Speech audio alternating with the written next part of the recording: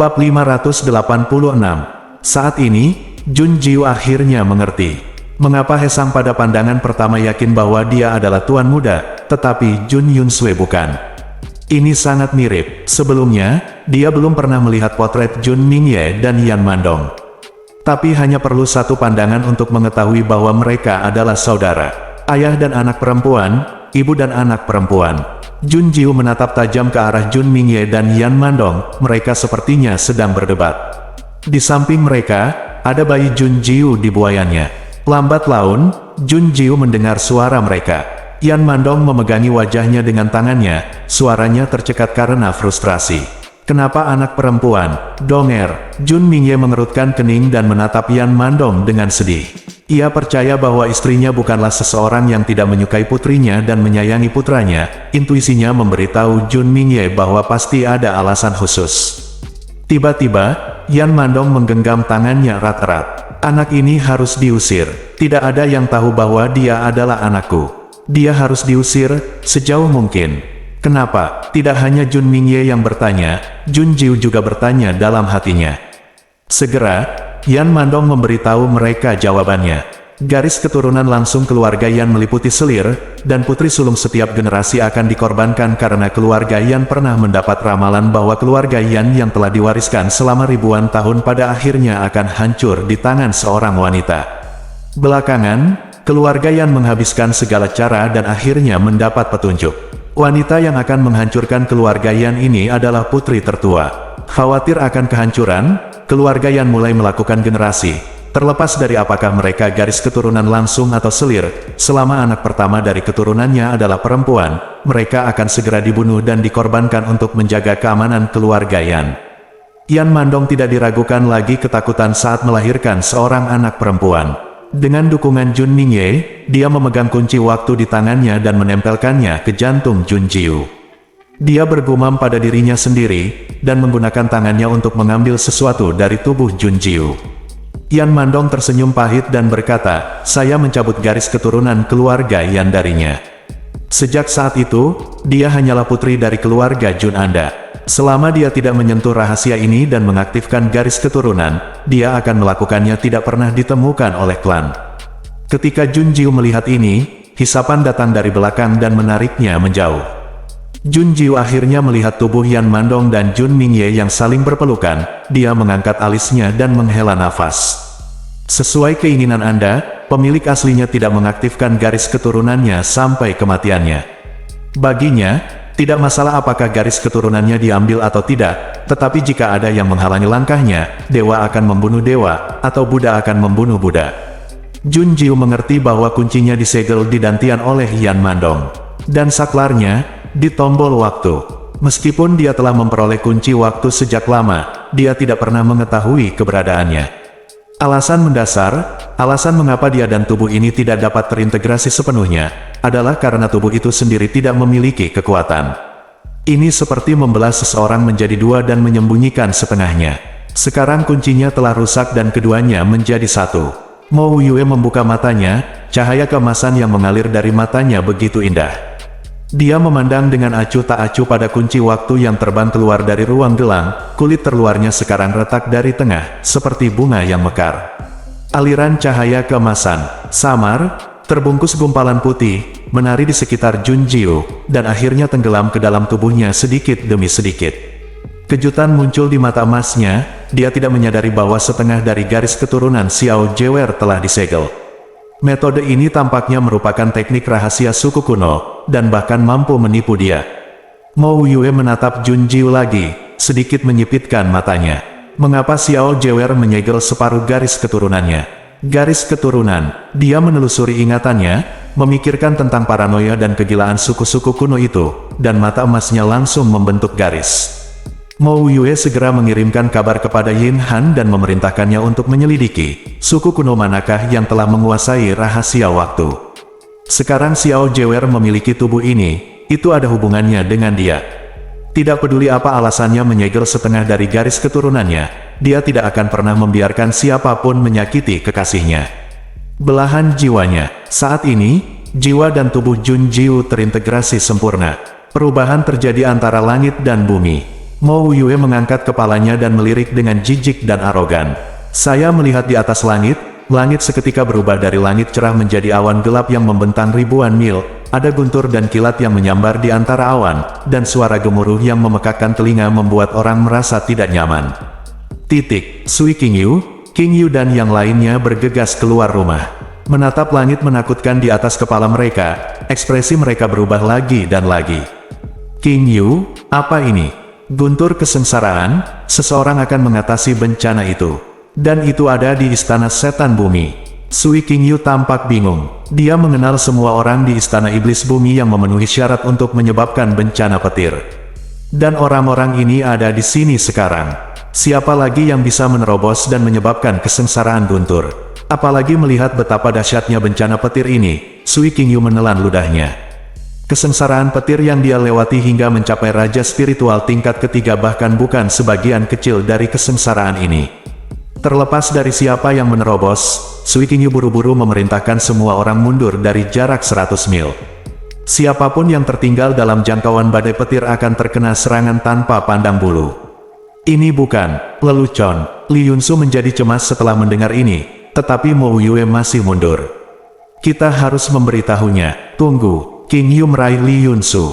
Dia baru saja menerima pesan dari Mo Yue. King Yu menyeka wajahnya, ekspresinya kaget dan sulit dijelaskan dengan kata-kata. Mengambil napas dalam-dalam, King Yu berkata kepada semua orang, saya pikir kita harus segera pergi. Saya tidak perlu khawatir tentang adik perempuan saya.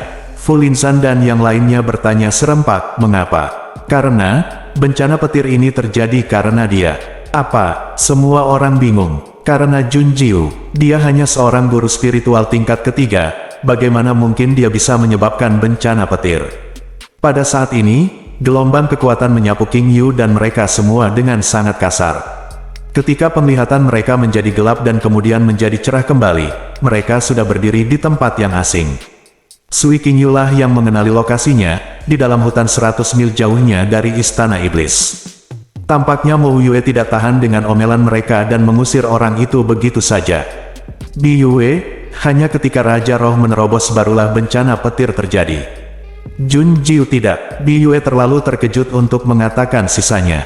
Dan King Yu tidak tahu harus berkata apa. Kejutannya begitu besar sehingga saya tidak bisa mencernanya untuk sementara waktu. Pada akhirnya, dia hanya bisa membuka mulutnya. Dengan Mo Yue di sini, apakah adik perempuannya akan baik-baik saja?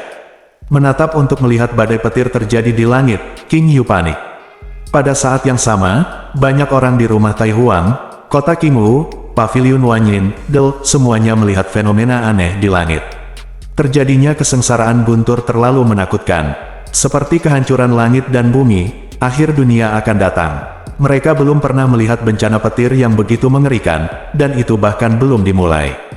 Mereka tidak bisa tidak menebak siapa yang menyebabkan bencana Guntur. Di dalam rumah, Jun Jiu tidak menyadari keributan yang ditimbulkannya. Dia baru saja menguasai kekuatan ekstra yang tiba-tiba di tubuhnya.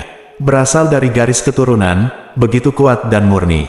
Taklukkan mereka satu persatu dan ambil untuk Anda gunakan sendiri. Hasilnya, budidayanya juga meledak. Bab 587. Bo, guru spiritual agung tingkat 4. Bo, seorang guru spiritual hebat tingkat kelima. Sepertinya tidak ada habisnya dan tidak ada habisnya. Jun Jiu mengendarai angin dan ombak dan didorong ke atas. Dia terkejut dan kecewa melihat tingkat kultivasinya telah meledak sepenuhnya, dan dia akhirnya terjebak pada tingkat guru spiritual hebat tingkat 9. Saat saya menarik napas lega, saya pikir itu akan berhenti. Suara Mo Yue muncul di benak Jun Jiu, dan dia berkata, Xiao Jiwer sudah siap, bencana petir akan datang. Apa? Bencana Guntur? Jun Jiu sedikit bingung. Ledakan. Dengan suara yang mengguncang dunia, petir setebal jari langsung menyambar tubuh Jun Jiu. Tubuh Jun Jiu bergetar, dan darah mengalir dari sudut mulutnya. Mo Yue duduk di hadapan Jun Jiu, mata emasnya menatap dalam-dalam. Kesengsaraan Guntur adalah tingkat penting dalam perjalanan kultivasi. Dia tidak akan mengambil tindakan kecuali dia harus melakukannya. Adapun apa yang disebut petir, ia memperlakukan semua orang secara setara dan menyerang semua orang dalam jangkauannya. Lei Jie berkata jika Mo Yue tidak duduk di sana, pasti ada lebih dari satu petir sekarang. Seolah sedang menguji, setelah Mo Yue tidak melakukan intervensi, Lei Jie segera membuka gigi dan cakarnya dan menjatuhkan sepotong besar. Mo Yue meliriknya dengan arogan, dan guntur serta kilat yang jatuh di udara semuanya bergetar dan terhenti. Mo Yue menarik pandangannya dan melanjutkan transmisi. Xiao Jiwer, jangan menahan guntur dan kilat untuk saat ini. Gunakan teknik kultivasi ganda untuk meredam tubuhmu dengan kekuatan guntur dan kilat, dan kamu juga dapat meredam roh pedang di dantianmu. Tunggu sampai kamu menahannya. Jika tidak ada waktu, kembalilah dan tahan. Guntur dan kilat di awal bukanlah yang paling kuat. Kekuatan guntur dan kilat saat ini adalah alat penempaan yang paling menakjubkan di dunia. Jun Jiu juga telah berlatih teknik pemurnian tubuh Sekte Tianwu, dan temper adalah hal yang paling sederhana dan terlengkap baginya. Mo Yue tidak mengkhawatirkan hal ini. Tampaknya setelah tidak melihat reaksi darinya, guntur dan kilat turun lagi. Boom boom, mereka semua memukul Jun Jiu, dan tubuhnya gemetar seperti tersengat listrik. Jun Jiu menutup matanya dan mengatupkan giginya. Dia mendengar semua yang dikatakan Mo Yue, dan sekarang dia sibuk menekan dan mengejar guntur dan kilat yang mengalir deras di dalam tubuhnya. Saya baru saja menerobos dan memperoleh banyak kekuatan, tetapi saya masih belum bisa mengendalikannya dengan terampil. Jun Jiu mengejar guntur dan kilat dengan canggung dan kikuk. Dia menangkap satu dan menusukkannya ke otot dan dagingnya. Dia menggunakan teknik kultivasi ganda untuk menyempurnakannya dan menggunakannya untuk meredam tubuhnya. Perlahan, Jun Jiu secara bertahap menjadi lebih mahir dalam mengontrol. Kekuatan kuat yang dibawa oleh terobosan tersebut juga mulai mematuhi perintah dan perintahnya. Melihat segala sesuatunya berkembang menjadi lebih baik, di langit, bencana guntur menghasilkan guntur dan kilat yang bermutasi yang kekuatannya berlipat ganda. Ledakan. Petir ungu, setebal batang pohon besar, menyambar. Atapnya telah terkoyak oleh badai petir, dan menghantam Jun Jiu secara langsung. Tubuh halusnya bergetar, dan Jun Jiu membuka mulutnya. Seteguk darah muncrat. Kekuatan ini terlalu kuat untuk dicerna, dia harus mulai melawan. Jun Jiu membuka matanya dan berdiri. Dia dan Mo Yue saling memandang dan mengerutkan bibir. Dia mengangkat kepalanya dan menatap awan bencana di atas kepalanya dengan dingin dan tegas. Biarkan saja kudamu datang. Untuk memprovokasinya, kesengsaraan guntur menjadi marah, awan bergulung, dan guntur serta kilat menyambar terus-menerus. Kesengsaraan guntur berlangsung sepanjang hari dan malam, dan baru keesokan harinya ia tidak mau menyeduh dan menyerang dengan keganasan terakhir, meniup. Sebelum dia sempat melihat efek dari pukulan ini, kesengsaraan guntur menghabiskan kekuatannya, awan gelap menyebar, dan cahaya matahari di langit menyebarkan kabut terakhir. Di atas tanah terdapat lubang yang cekung. Humanoid Jiao Tan jatuh ke tanah setelah sebatang dupa penuh. Jiao Tan perlahan mengulurkan tangannya. Suara Jun Jiu serak, "Wu Yue, tarik aku." Mo Yue berdiri di samping Jun Jiu dan memperhatikan. Mendengar ini, dia membungkuk dan mengangkat Jun Jiu. Selama pergerakan, batu bara yang hangus berubah menjadi pecahan yang menghitam dan pecah, jatuh ke tanah tanpa ragu-ragu, memperlihatkan kulit putih dan seperti batu giok di bawahnya. Jatuh sedikit demi sedikit, samar-samar Anda dapat melihat bahwa Jun Jiu hampir telanjang sekarang. Mo Yue pertama-tama mengeluarkan mantel untuk menutupi tubuh Jun Jiu, dan kemudian langsung muncul di mata air cerah yang jaraknya 100 mil. Mo Yue menggendong Jun Jiu dan berjalan menuju mata air bersama. Mo Yue, Xiao Jiwer. Ya, Jun Jiu bersenandung lemah sebagai tanggapan, seluruh tubuhnya tergantung di tubuh Mo Yue seolah-olah dia tidak memiliki tulang. Melihat ini, Mo Yue tersenyum tak berdaya. Dia secara pribadi membersihkan kotoran di tubuh Jun Jiu, dan dia cukup bersedia membantu Jun Jiu mandi gelombang-gelombang bagaimanapun, kehormatan ini hanya miliknya. Setelah mencuci dan mengenakan pakaian bersih, Jun Jiu mendapatkan kembali energinya. Sambil merasakan kekuatan yang kuat dan murni yang belum pernah dia rasakan di tubuhnya sebelumnya, dia jatuh ke pelukan Mo Yue dan berkata dengan suara yang dalam 2 masa hidupku, aku belum pernah tersambar petir. Mo Yue mengangkat tangannya alisnya ketika dia mendengar ini. Dia tersenyum jahat dan menggoda, kalau begitu Xiao Jiwer harus bersiap. Setiap kali dia menerobos di masa depan, akan ada bencana petir. Petik 2. Jun Jiu tidak berkata apa-apa. Dia tahu bahwa terobosan apapun setelah Raja Roh harus melalui kesengsaraan guntur. Terutama karena dia tidak menyangka bahwa dia akan tiba-tiba melonjak dari guru spiritual tingkat ketiga ke alam raja spiritual. Jun Jiu sekarang merasakan kekuatan di tubuhnya, dia adalah raja spiritual tingkat pertama. Jun Jiu mengangkat tangannya dan melihat tangannya melalui sinar matahari. Dia berkata, saya tidak menyangka setengah dari garis keturunan yang disembunyikan ini akan memiliki dampak yang begitu besar. Saya bisa menerobos begitu cepat, jadi sepertinya saya harus berterima kasih padanya. Xiao Jiwer, jika bukan karena Xiao Jiwer, ia tidak akan pernah memiliki kesempatan untuk melihat terang lagi. Mo Yue membungkuk, menundukkan kepalanya dan mencium Jun Jiu di antara kedua alisnya. Dia melanjutkan, Xiao Jiwer, ingat, ini hanyalah bagian dari tubuhmu, hanya pedang tajam di tanganmu. Kamu adalah tuannya. Petik 2. Mendengar ini, Jun Jiu berkedip. Dia tahu ada sesuatu dalam kata-kata Mo Yue, dan mengingat percakapan yang dia lihat antara Yan Mandong dan Jun Mingye. Juni Jiu mengerti, tidak peduli seberapa kuat garis keturunannya, itu hanya melayani tuannya. Tidak peduli trik pengorbanan apapun yang berani ditipu oleh keluarga Yan, dia tidak keberatan membuat ramalan keluarga Yan menjadi kenyataan. Jun Jiu berdiri dan menarik Mo Yue bersama-sama. Bertepuk tangan, dia mengangkat bibirnya dan berkata, ayo kembali. Bertemu dengan kakak laki-laki senior dan yang lainnya, lalu kembali ke rumah Tai Huang untuk membalas budimu. Dia berjanji pada Sui Qinglian bahwa dia akan membawa Sui Qingyu kembali. Tanda seru. Tepat pada waktunya, Jun Jiu berencana menggunakan Dugu King sebagai batu asahnya dan membiarkannya mencoba menerobos Ratu Roh tingkat pertama. Seberapa kuat dia, memikirkannya, Jun Jiu tidak sabar. Ketika Jun Jiu dan Mo Yue kembali, Qingyu dan yang lainnya mencari mereka di reruntuhan Istana Iblis. Setelah mencari 3 kali, tidak ada yang ditemukan. Qingyu dan yang lainnya hampir menangis, wajah mereka pucat. Sui Qingyu membuka mulutnya, mungkinkah abu terbang yang tersambar petir telah padam? Mulut gagak, bah-bah. Li Yunsu berteriak pada Sui Qingyu dengan marah.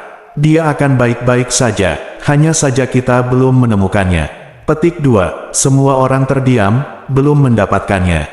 Namun mereka mencari 3 kali dan memindahkan semua batu untuk menemukannya. Tetap saja tidak ada seorang pun yang ditemukan. Pada saat ini, suara menggoda yang familiar terdengar. Apakah kamu mencariku? Bab 588. Saat langit penuh dengan guntur dan kilat menyambar, guntur menggelegar di langit. Di gunung, Leng Yuanmu berusaha sekuat tenaga untuk memeluk gadis kecil dalam pelukannya. Saat badai petir semakin dahsyat, perjuangan gadis kecil itu menjadi semakin sengit. Pada akhirnya, Leng Yuan tidak punya pilihan selain mendorong orang itu ke tanah dengan kasar. Leng Yuan tampak tak berdaya, kamu tidak bisa menyalahkanku. Jika aku tidak memperhatikanmu, sesuatu akan terjadi padaku. Petik 2. Aduh, lepaskan aku. Gadis kecil itu menendang tangan dan kakinya dengan marah. Apa yang bisa dilakukan Leng Yuan? Tetaplah di sampingnya. Dia menatap gadis kecil itu dengan getir. Dia memiliki rambut putih yang luar biasa, mata bulat, dan warna pupilnya emas. Dia tampak berusia sekitar 7 atau 8 tahun, dan dia berjuang lebih keras daripada pria dewasa. Untungnya, dia memiliki tingkat kultivasi yang tinggi, jadi tidak ada masalah dalam menekannya dengan paksa. Ketika badai petir mereda dan gadis kecil itu berhenti meronta, Leng Yuan menyipitkan matanya dan bertanya padanya. Mari kita bicara dengan tenang. Aduh, desis. Leng Yuan menarik napas dan melambaikan tangannya, melihat gadis kecil itu melarikan diri. Dia melihat bekas gigi di pergelangan tangannya dan tidak menunjukkan belas kasihan sama sekali. Marah dan getir, Leng Yuan menghela nafas dan mengejarnya. Kamu benar-benar leluhur kecilku, kenapa kamu tidak lari? Aku bilang mereka akan kembali. Petik 2. Jika kamu tidak mendengarkan, kamu bajingan yang melantunkan sutra. Gadis kecil itu melontarkan kalimat kepada Leng Yuan dari kejauhan, dan wajah Leng Yuan dipenuhi amarah. Hijau, mengapa ada anak-anak yang nakal? Namun sesuai dugaan Leng Yuan, gadis kecil itu akhirnya berhenti atas inisiatifnya sendiri. Dia menyusul dan melihat gadis kecil itu berhadapan dengan 3 orang. Tepatnya ada 2 orang, salah satunya tidak sadarkan diri dan mereka menggendongnya. Gadis kecil itu menyipitkan matanya dan menatap lurus ke arah gadis yang tak sadarkan diri itu. Dia mengendus dan berkata dengan ragu, aneh. Orang ini baunya familiar, tapi tidak terlalu familiar. Siapa dia? Petik 2. Minggir dan menjauhlah. Du Guqing memelototi gadis kecil itu dengan marah. Segera setelah melihat Leng Yuan muncul, ekspresi Du Guqing berubah. Itu Leng Yuan, para penjaga di sekitar Jun Jiu. Apakah Jun Jiu ada di sini? Mendengar ini, gadis kecil itu memalingkan muka dari pria yang tak sadarkan diri itu dan melihat tangan Du Guqing langsung mengepal. Gadis kecil itu berkata dengan marah, "Aku mengenalmu, Du Guqing. Kamu berkomplot melawan tuan terakhir kali dan menyakitiku." Petik 2. Du Guqing tercengang saat mendengar ini. Apakah dia menyakitinya? Mengapa Anda tidak memiliki kesan apapun? Sebelum Du Guqing bisa mengetahuinya, gadis kecil itu mengepalkan tinjunya dan bergegas tanpa mengucapkan sepatah kata pun. Melihat ini, Wu Zu menyingkirkan Raja Undetnya dan menatap gadis kecil itu dengan murung. "Siapapun dia, bunuh dia." Oke, sudah waktunya dia melampiaskan amarahnya. Du Guqing dan Wu Zu mengambil tindakan bersama. Dia ingin menyiksa dan membunuh gadis kecil ini. Dia menghancurkan dan menyiksanya dengan kejam, melampiaskan rasa frustrasinya, kepanikan dan ketakutannya di kota mayat hidup. Namun, mereka tidak pernah menyangka bahwa mereka mengira dapat dengan mudah membunuh gadis kecil ini, namun kenyataannya memberikan mereka tamparan keras. Kepalaku hampir terbang. Bang bang bang. Bum bum, bang. Saya mendengar benturan berbagai kekuatan spiritual, tetapi tidak sekeras suara tinju yang mengenai daging. Leng Yuan mau tidak mau mengingatkan, "Tenang saja, jangan pukul orang sampai mati. Jangan khawatir, saya akan menangkap mereka sebagai hadiah untuk tuannya, dan mereka tidak akan dipukuli sampai mati." Kematian. Mendengar ini, mulut Leng Yuan bergerak-gerak. "Dengan taktik kekerasanmu, aku khawatir dia akan setengah mati jika tidak mati." Bang! Du Guqing dan Wu Zu mundur bersama. Saling berpandangan lagi, hidung mereka semua memar, wajah bengkak, tangan patah, dan kaki lumpuh. "Kakiku lumpuh dan aku sangat sedih dan malu." Mata mereka terbuka lebar, keduanya tidak percaya. Apakah gadis kecil ini monster? Tinju demi tinju, sudah pasti tangan mereka yang patah. Sungguh monster, ini tidak bisa terus seperti ini. Du Guqing memutar matanya dan berkata kepada Wu Zu, "Tuan Kota Wu, mari kita gunakan teknik roh untuk membunuhnya bersama-sama." Petik 2. Baiklah, Wu Zu setuju. Namun, dia baru saja mulai membentuk rumus rahasia dan hendak menggunakan rumus rahasia spiritual. Seseorang tiba-tiba menembaknya dari belakang, dan dia tertangkap basah. Wu Zu memuntahkan darah dan terbang ke depan. Dia berbalik karena terkejut. Du Guqing. Setelah Du Guqing berkomplot melawan Wu Zu, dia berbalik dan segera menangkap Raja Mayat Hidup dan melarikan diri. Dia tersenyum sinis, "Jangan salahkan aku karena kejam. Gadis kecil ini sungguh aneh dan menakutkan. Selain itu, ada Leng Yuan yang lebih kuat darinya di sampingnya, dan dia tidak bisa mengalahkannya sama sekali. Daripada terjebak di sini, lebih baik dia membawa Raja Mayat Hidup dan melarikan diri. Dengan cara ini, akan ada peluang untuk membantunya membalas dendam pada Lu Hongyan di masa depan." Du Guqing ada di sini, dan tak satu pun dari mereka yang cocok dengan gadis kecil itu. Sekarang Du Guqing melarikan diri, Wu Zu segera diinjak-injak wajahnya dan dihancurkan di bawah kaki gadis kecil itu. Gadis kecil itu menyilangkan tangannya dan mendengus. Du Guqing bisa melarikan diri dari biksu itu, tapi tidak dari kuil. "Ayo kita pergi ke rumah Tai Huang untuk menangkapnya." "Tunggu." Leng Yuan berjalan mendekat. "Gadis di sebelahku," mengucapkan beberapa patah kata. Mendengar ini, mata gadis kecil itu berbinar. "Berharap dan bahagia, benarkah?" Leng Yuan mengangguk dan berkata, "Ikutlah denganku. Tidak masalah jika kamu melarikan diri dari Du Guqing. Tidak buruk untuk membawanya sebagai hadiah." Petik 2. Oke, gadis kecil itu setuju. Dia mengulurkan tangan dan meraih kerah Wu Zu, lalu dengan kasar menyeretnya pergi bersama Leng Yuan. Segera, dia akan bertemu kembali dengan tuannya. Pada saat yang sama, di reruntuhan Istana Iblis, Jun Jiu kembali. Dia membuka tangannya dan menggerakkannya sehingga semua orang dapat melihat bahwa dia baik-baik saja. Kemudian, sebelum semua orang bertanya dengan cemas, Jun Jiu berbicara terlebih dahulu, "Saya menerobos, dan tidak apa-apa. Adapun bidang apa yang saya tembus, Anda akan tahu kapan saya kembali ke Istana Tai Huang." King Yu berkata dengan tenang, Dia tidak peduli tentang hal lain, selama Junjiu baik-baik saja, itu saja. Semua orang mengangguk, semuanya memikirkan hal yang sama seperti King Yu. Junjiu mengangkat bibirnya dan memandang semua orang, lalu berkata, ayo pergi, istana iblis telah hancur dan tidak ada orang yang tinggal di dalamnya. Ayo langsung kembali ke rumah Tai Huang. Oke, aku akan kembali bersamamu untuk melihat Sui Qinglian. Kebetulan aku dan Tai Huang di istana kekaisaran, ada masalah yang telah tertunda selama 10 tahun dan perlu diselesaikan. Mata Sui Qingyu gelap dan tajam, dan dia mengepalkan tangannya, tinju. Kali ini, dia tidak sendirian. Dia memiliki bawahan yang setia padanya, dia juga memiliki teman seperti Junjiu dan Mo Yue. Dia pasti bisa membersihkan namanya, agar Sui Qingyu dapat kembali dengan lancar. Sui Qinglian memberitahu Junjiu dan yang lainnya sebuah jalan rahasia. Memasukinya mengarah langsung ke kediaman Sui Qinglian. Membuka pintu ruang rahasia, Junjiu dan Mo Yue keluar terlebih dahulu. Ketika mereka melihat ke atas, mereka melihat Sui Qinglian. Menunggu mereka dengan wajah penuh harap. Harapan dan kegugupan muncul di wajah pucat Sui Qinglian, serta rasa bersalah dan menyalahkan diri sendiri. Dia dengan hati-hati bertanya pada Junjiu dan yang lainnya, apakah dia kembali? Junjiu mengangkat bibirnya, dia tidak berbicara tetapi berjalan keluar bersama Mo Yue, meninggalkan King Yu dan yang lainnya, serta Sui Qingyu yang sedang berjalan di depan, kembali. Melihat Sui Qingyu, Sui Qinglian menghela nafas lega. Tapi kata-kata pertama yang dia ucapkan ditujukan kepada Junjiu. Dia berkata tanpa daya, ada seorang lelaki kecil yang telah lama menunggumu. Jika kamu tidak kembali, dia mungkin akan menghancurkan rumahku. Jadi, apakah kamu ingin pergi menemuinya? Bab 589. Apakah ada pria kecil yang menunggunya? Junjiu mengangkat alisnya, merasa terkejut. Siapa yang menunggunya? Saat ini, Mo Yue mencondongkan tubuh ke depan dan mengucapkan dua kata di telinganya.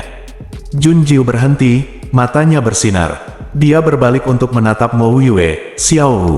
Ketika dia keluar dari formasi spiritual, Junjiu tidak membawanya karena Xiao Wu masih dalam pengasingan. Melihatnya sekarang, sepertinya aku sudah lama tidak bertemu Xiao Wu.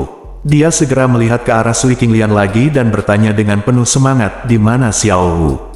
Setelah mengetahui arah dari Sui Qinglian, Junjiu segera berbalik dan berjalan. Mo Yue juga mengikuti dari belakang dan pergi. King Yu dan Fu Lin Suang saling berpandangan dan bertukar pandang, dan akhirnya berkata, kita akan kembali setelah perjalanan panjang, jadi kita harus mandi dan menjaga diri terlebih dahulu. Master Sui, apakah ada kamar untuk kita di sini? Ya, Sui. Qinglian Ruya terkekeh dan segera memerintahkan seseorang untuk memimpin jalan bagi King Yu dan yang lainnya. Melihat semua orang pergi, Sui Qingyu mengerutkan bibirnya. Bagaimana mungkin dia tidak tahu bahwa mereka sengaja memberikan ruang untuk dia dan Sui Qinglian. Sui Qingyu duduk di kursi santai, tempat matahari membuatnya merasa malas. Dia menyipitkan matanya dan menatap Sui Qinglian, menyilangkan dadanya dan berbaring sambil mengerang pelan. Saya di sini. Jika Anda ingin berbicara tentang prinsip-prinsip besar Anda, maaf saya tidak tertarik untuk mendengarkan. Petik 2. Xiao Yu. Sui Qinglian menghela nafas pelan dan duduk di seberang Sui Qingyu. Matanya lembut dan rumit. Dia menatap Sui Qingyu dan berkata dengan rasa bersalah, Xiao Yu, kakakku yang salah di masa lalu. Bisakah kamu memberitahuku sekarang apa yang terjadi saat itu? Mendengar ini, Sui Qingyu menyipitkan mata. Pembukaan matanya, dia menatap Sui Qinglian dengan tenang. Dia membuka mulutnya seolah ingin mengatakan sesuatu, tapi akhirnya menelannya kembali. Keheningan terjadi di depan kedua orang itu. Setelah sekian lama, Sui Qingyu tertawa terbahak-bahak. Dia tertawa, mengejek, marah, murung dan tidak mau. Sui Qingyu memelototi Sui Qinglian, apakah kamu percaya dengan apa yang aku katakan? Aku mengatakannya 10 tahun yang lalu, bukankah kamu menasihatiku untuk tidak berbohong? Xiao Yu, aku salah. Sui Qinglian tersenyum pahit, wajahnya yang pucat tampak sangat suram. Sui Qinglian menjadi gelisah dan meletakkan tinjunya ke mulut dan terus-menerus batuk. Sui Qingyu menatapnya sambil tersenyum, tetapi pada akhirnya tidak mengatakan apapun yang membuat Sui Qinglian kesal. Dia berbaring, menyipitkan matanya dan berbicara perlahan, 10 tahun yang lalu. Sui Qinglian tinggal sendirian di gunung. Di sisi lain puncak gunung, berdiri halaman terbuka dan bersuasana khas. Begitu Jun Jiu dan Mo Yue masuk, mereka mendongak dan melihat Wu Zu, yang diikat dengan kepala menghadap ke bawah di halaman. Leng Yuan berdiri di samping dan menghela nafas lega saat melihat mereka datang. Leng Yuan menunjuk ke arah Xiao Wu dengan tenang, lalu menghilang. Jun Jiu memandang Xiao Wu dan tercengang. Anak kucing atau anak harimau berwarna putih dan lembut yang saya ingat telah hilang. Sebaliknya, ada seorang gadis kecil berambut putih berusia sekitar 7 atau 8 tahun. Rambutnya digerai santai di punggung, sepanjang pinggang. Mengenakan pakaian latihan cerdas yang memfasilitasi pergerakan, Xiao Wu memegang kotak jarum di satu tangan dan memegang susunan akar dengan tangan lainnya, memikirkan di mana harus memasukkannya ke dalam tubuh Wu Zu. Sambil memikirkannya, dia bergumam, "Tuanku." Sebelumnya berkata, "Bagian mana yang paling sakit?" "Sial, aku bahkan tidak mengingatnya. Naik saja 3 inci ke atas." Petik 2. Jun Jiu tersenyum, dan dia mengambil langkah maju pergi ke Xiao Wu. Mendengar suaranya, Xiao Wu tidak peduli jenis jarum apa yang dia butuhkan. Dia begitu bersemangat hingga dia melemparkan semua yang ada di tangannya seperti gasing, berbalik dan berteriak, membuka tangannya dan menerkam Jun Jiu. Jun Jiuwen. Setelah Jun Jiu memeluknya erat, Xiao Wu mengusap kepalanya. Sambil menggosok, dia bertingkah sedih seperti bayi. "Tuan, kamu kembali. Xiao Wu sangat merindukanmu. Xiao Wu tidak pernah terpisah darimu selama berhari-hari. Xiao Wu sangat merindukanmu." "Baiklah, aku juga merindukanmu." Jun Jiu mengerutkan kening dan mengangkat tangannya. Dia menyentuh kepala Xiao Wu. Jun Jiu menyadari bahwa rasanya masih sama enaknya. Rambut Xiao Wu sama seperti miliknya, lembut dan nyaman. Melihat dua orang yang saling berpelukan, suasananya serasi dan mesra. Mo Yue menggerakkan ujung jarinya dan menarik napas dalam-dalam sebelum menahan keinginan untuk bergegas maju dan menarik Xiao Wu pergi. Terlalu melekat, terlalu banyak. Setelah berpelukan beberapa saat, Jun Jiu dan Xiao Wu berpisah.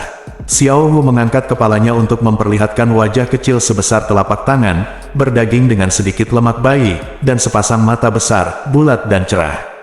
Ketika Jun Jiu melihatnya, dia tidak bisa menahan diri untuk tidak menggosok kepalanya lagi. Xiao Wu menjadi sangat lucu. "Bagaimana sekarang?" Xiao Wu menunjukkan telinga dan ekornya. Ia sangat berbulu sehingga berinisiatif untuk berada di bawah telapak tangan Jun Jiu dan meminta sentuhan. Di mata Xiao Wu, mendapat pujian Jun Jiu adalah hal yang paling membahagiakan di dunia. Menyentuh telinga dan ekornya dan menyukainya, Jun Jiu mulai bertanya padanya, "Mengapa kamu tiba-tiba berubah menjadi bentuk manusia?" Mendengar ini, Xiao Wu segera mengangkat kepala dan dadanya, dengan bangga meletakkan tangannya di pinggul dan berkata, "Tuan, saya sekarang telah pulih ke tingkat yang sama dengan kekuatan Raja Binatang Roh. Saya bisa melindungi tuanku di masa depan. Ngomong-ngomong, dia adalah hadiahku untuk tuanku." Xiao Wu dengan senang hati meraih tangan Jun Jiu dan menunjuk Wu Zu. Melihat Wu Zu lagi, kegembiraan Jun Jiu saat melihat Xiao Wu berangsur-angsur menjadi tenang, dan kemudian dia teringat bahwa Wu Zu bersama Dugu King. Dia segera bertanya pada Xiao Wu bagaimana dia menangkap Wu Zu. Mereka duduk di bangku batu di bawah pohon di halaman. Setelah mendengarkan kata-kata Xiao Wu Ten, Jun Jiu menyentuh kepalanya. "Xiao Wu hebat." Mo Yue menghajar mereka di depan mereka untuk melampiaskan amarahnya. Sekarang Xiao Wu memukuli mereka dan menangkap mereka sebagai hadiah untuknya.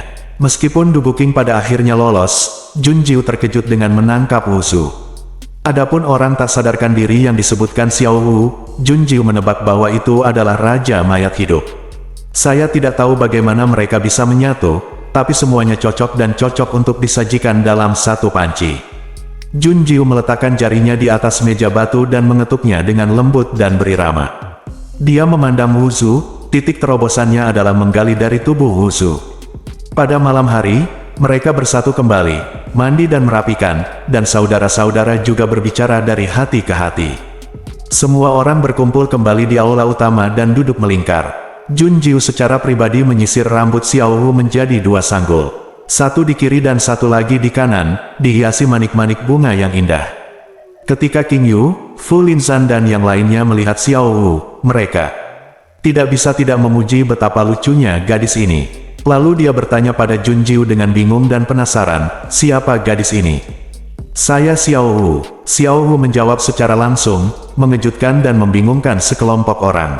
Setelah jeda yang lama, semua orang kembali sadar. King Yu sangat terkejut, apakah itu benar-benar Xiao Wu? Xiao Wu telah menjadi manusia. Iya, semua orang memandang Jun Jiu dan Xiao Wu secara berbeda. Lebih dari sekedar monster, sungguh sulit dipercaya. Seorang tuan dan seorang pelayan menerobos pada saat yang sama, yang pertama menyebabkan guntur dan bencana, dan yang terakhir berubah menjadi bentuk manusia. Tahukah Anda, sangat jarang raja makhluk roh menjadi manusia. Jun Jiu menyela kebingungan semua orang. Dia dan Mo Yue saling memandang, lalu memandang semua orang. Sekarang saatnya kita berdiskusi bagaimana menghadapi Du Guqing dan Lu Hongyan di belakangnya. Bab 590. Sebelum mengemukakan rencana tersebut, Sui Qinglian dan Sui Qingyu terlebih dahulu memberitahu semua orang apa yang terjadi 10 tahun lalu. Ini sangat penting, tidak hanya bagi saudara Sui Qinglian, tetapi juga bagi Jun Jiu dan yang lainnya. 10 tahun yang lalu, Sui Qingyu adalah putra kesayangan Istana Taihuang yang menarik banyak perhatian. Pada saat itu, Sui Qinglian sudah menjadi orang terkuat di Istana Taihuang dan penguasa istana termuda. Sebagai adik laki-lakinya, dengan bakat dan potensi tak terbatas, ia ditakdirkan menjadi penguasa istana berikutnya. Tetapi ketika seorang tuan istana tua hendak turun tahta dan Sui Qingyu menerima penilaian tuan istana, sesuatu terjadi. Semalam, Sui Qingyu masuk ke area terlarang di rumah Taihuang, mencuri kekuatan sihir dan berencana untuk menyakiti Du Guqing. Saat melarikan diri, dia bertemu dengan pemilik istana Lu Hongyan dan ditangkap. Tapi dia melarikan diri lagi setelah itu, dan telah berlatih sihir dan melukai banyak murid istana Taihuang. Dengan bukti manusia dan fisik, pengkhianatan Sui Qingyu hampir terkonfirmasi. Semua orang memandang ke arah Sui Qingyu, yang mencibir mengejek dengan wajah muram. Itulah yang mereka katakan, jadi apa yang sebenarnya terjadi 10 tahun yang lalu? Sekarang kamu bisa memberitahu kami. Jun Jiu meletakkan dagunya di tangannya dan berkata kepada Sui Qingyu dengan mata menyipit malas. Sekarang setelah Sui Qinglian dan Sui Qingyu mengatakan ini, mereka harus mengatakan sisanya. Serahkan semuanya pada Sui Qingyu, dan analisis kebenaran dari semua yang terjadi 10 tahun lalu dari sudut pandangnya. 10 tahun yang lalu, Sui Qingyu tidak membobol area terlarang sama sekali. Saya akan lulus penilaian dan menjadi penguasa cadangan istana. Mengapa saya harus mencuri keterampilan sihir? Tidak tahan setelah makan cukup. Nada suara Sui Qingyu sinis, dengan kebencian dan kemarahan yang mendalam di dalam dirinya, mata suram. Dia melanjutkan, malam itu, saya dipanggil oleh Du Guqing. Saat itu, Du Guqing hanyalah murid biasa di istana Taihuang. Karena penampilannya yang luar biasa dalam kompetisi binatang buas, dia diterima sebagai murid oleh penguasa istana lama. Sui Qingyu tidak ada hubungannya dengan dia, mereka hanya kenalan.